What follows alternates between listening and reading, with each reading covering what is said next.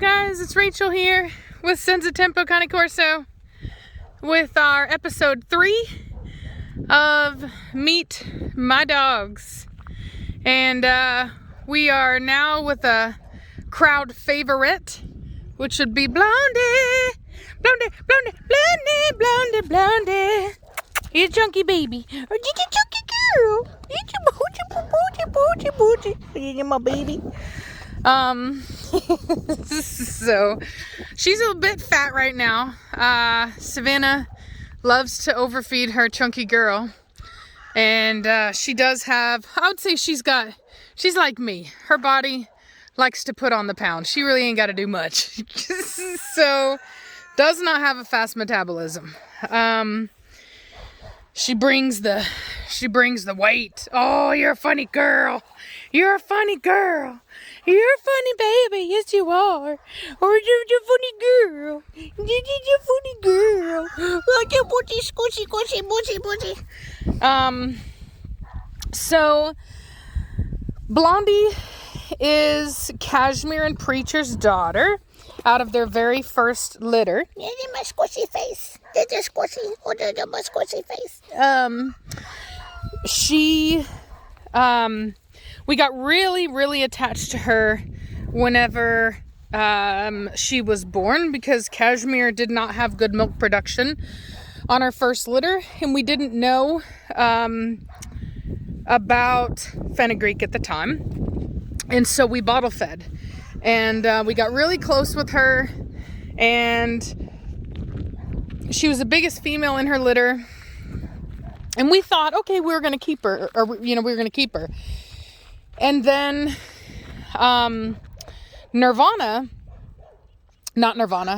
Midnight, which was Blondie's sister, ended up having what I felt was the better, she had more breed type than Blondie. Blondie has a very long, pointy muzzle. And so I was so attached to her. Both Savannah and I were so attached to her, and it was Savannah's birthday, and I was just like, you know what? Like, I'm just going to give Savannah Blondie. And then I was going to keep Midnight for my breeding program. And so they both, they grew up with us, and they were the two twins, although they didn't look anything alike, but, they're sisters, and so they were always hanging out together. And loved them very much. She was raised by Velocity. Velocity, as many know, was the babysitter of them. And Blondie was always just a really sweet, kind of easy to get along with dog. She never caused any problems. And she just always had a really good knowledge of how to be in the pack. And so, I see it. So anyway, long story short, Midnight went into heat, and she ended up having a condition called hyperplasia, which is what Velocity had last time. The difference is that she had an actual prolapse, and basically looked like a kind of like a softball, maybe like more like a tennis ball sized fleshy kind of ball hanging out of her vulva. And so this basically prevented her from being able to be a part of our breeding program. Like I said, it's different than Velocity's because it was more extreme. And it is very dangerous for the female, because oftentimes they don't know what it is, and they can potentially kind of self-mutilate without really realizing what's going on, and it can cause pressure on the urethra and prevent natural urination. And so we had to go ahead and get her spayed, and so at that point then she was put into a pet home, and we were here with Blondie. Now, before she'd actually gone into her heat cycle, I had actually done health testing on both Blondie and Midnight. And you have to understand that before I did their health testing, I had done, oh, don't you eat that poop. You better put that poop down right now, you bad girl. Oh, you bad girl. You better put it down, you nasty. Cochina, put it down. No. She's like, no, I will not put it down. Nasty. Ugh. All right, we're gonna, gross. It's cat poop. So, the struggle is real. Everybody knows if you have cats and dogs, the struggle is real. So anyway, Cochina, I see you. So Preacher's hips were far above average, okay? They're not even in the same universe, okay? They're so far off the grid. Velocities were also really, really good.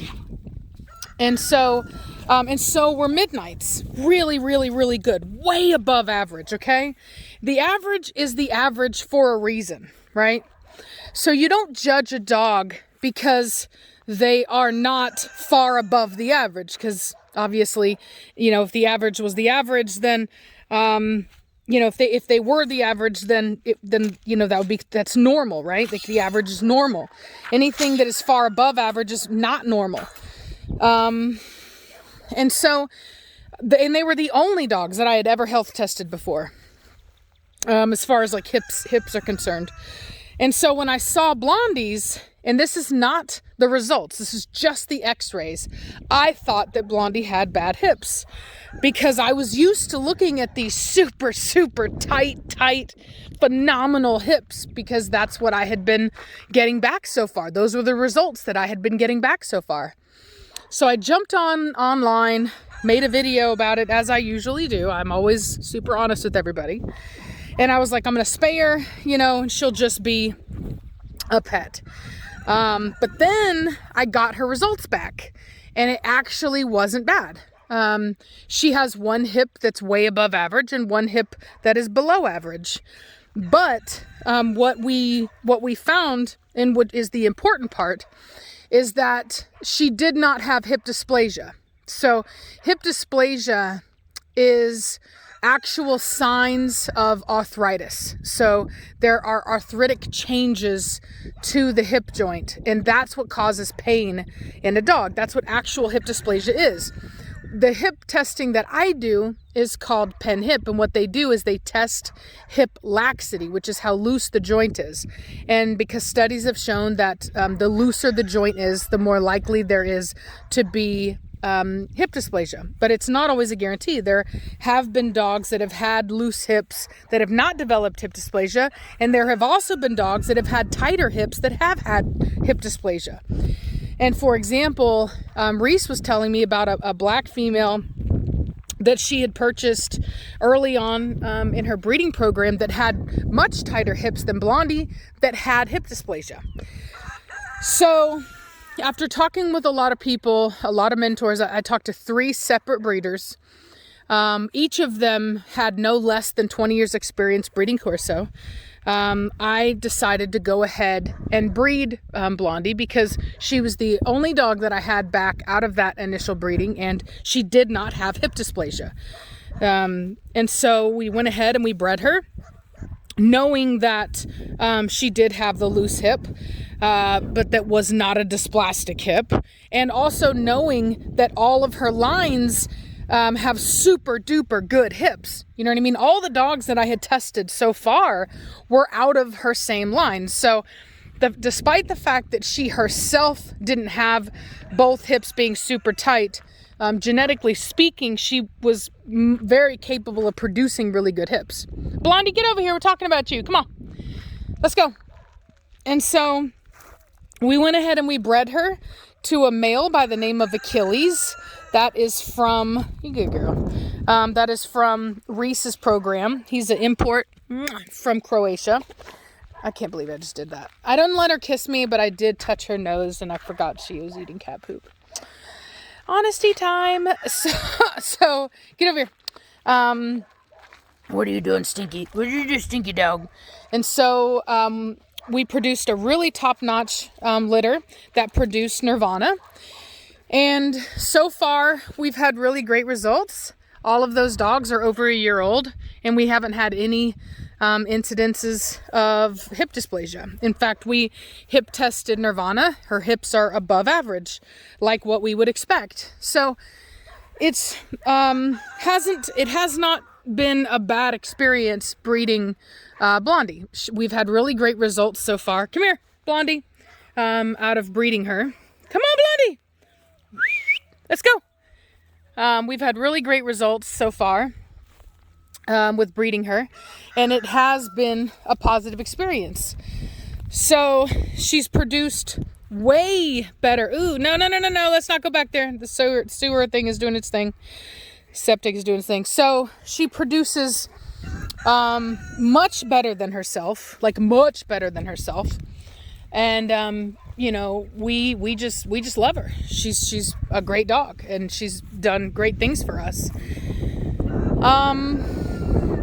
Like I said, temperamentally, she's just such a sweet dog.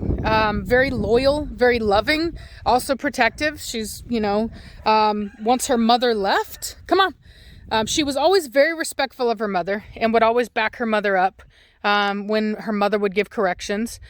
But now that she is the oldest female here, actually take that back, second oldest female, but the daughter of the previous alpha, she has taken the alpha position in the pack and matured into that into a very extreme degree. In fact, I kind of have to get onto her now because sometimes she takes it a little far, like her mother.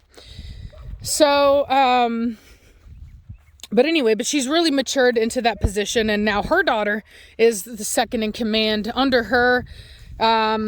I will say, I'm not going to say second in command because I would say that's Velocity. But what I will say is that Nirvana is always there, like her mother used to be, to back her up.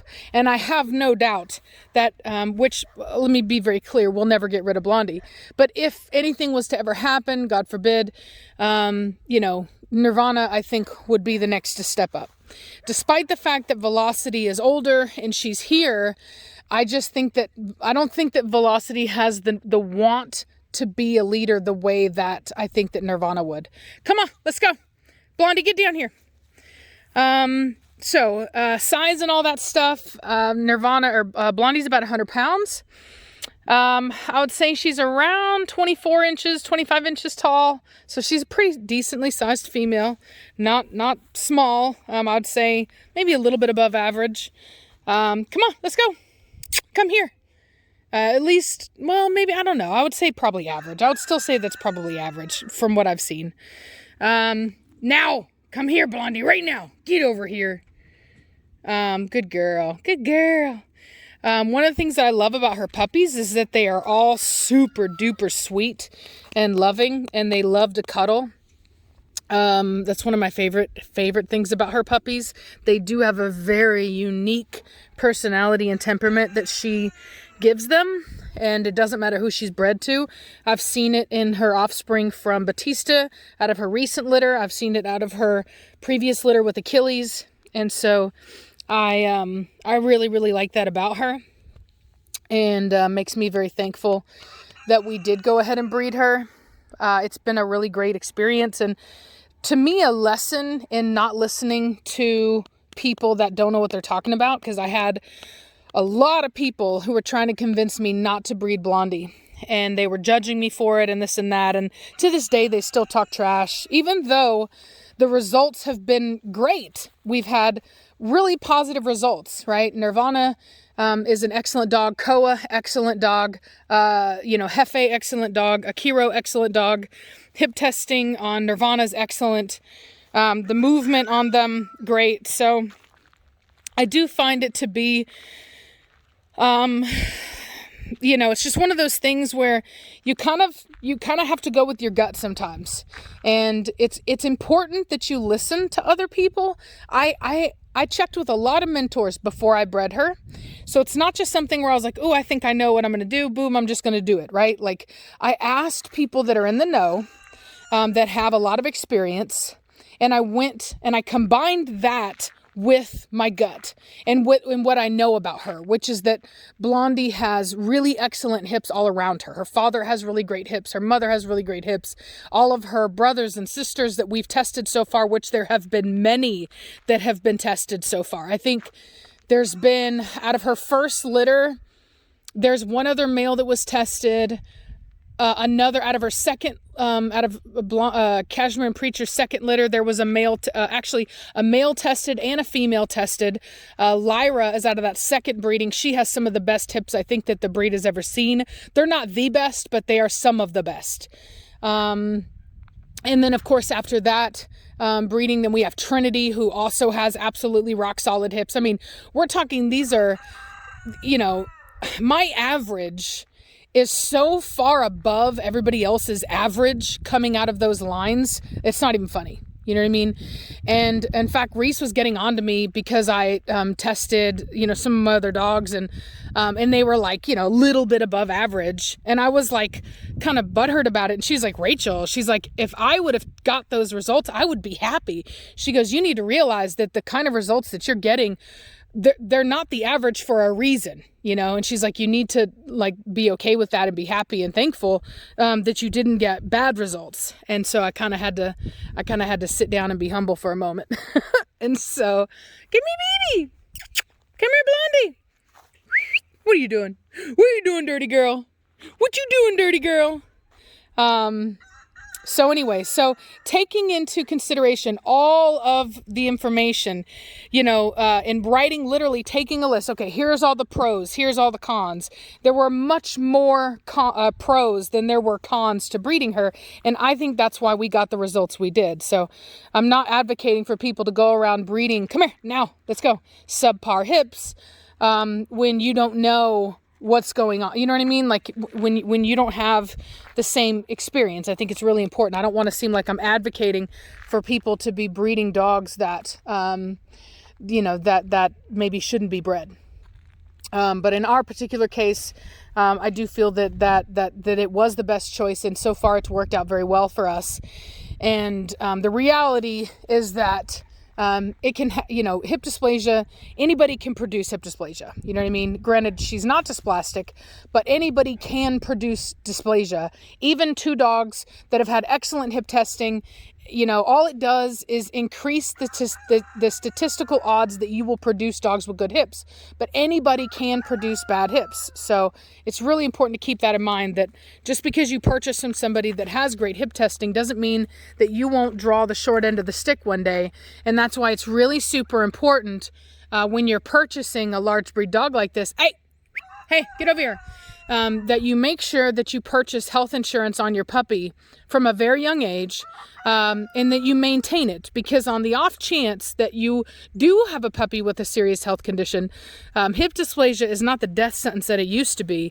You can actually have hip replacement surgery on a dog and they will recover and live a long life and be totally fine, but it's very expensive. And if you have the health insurance, then it suddenly becomes an issue where you're not having this discussion of having to euthanize the puppy or euthanize the dog. And you can just get the surgery and, you know, everybody's good. So I'm trying to think of anything else about her. Baby girl. Did you my squishy face girl? Did you my baby? Did you my baby? What is squishy? You're my squishy. Yes, you are. Yes, you're so squishy. Yes, you are. You're so squishy. I love Blondie, you guys. Hey there, baby. Hey there, boo boo boo boo. Hey there, booty boo boo. Hey there, booty boo boo. Yeah, so Blondie's a very special dog. I mean, all my dogs are special, but Blondie in particular, she is just, hello. She has such a special personality. You know what I mean? She's just such a joy. She's like an angel. I don't know how to explain. She's like a beautiful golden guardian angel, and I just love her.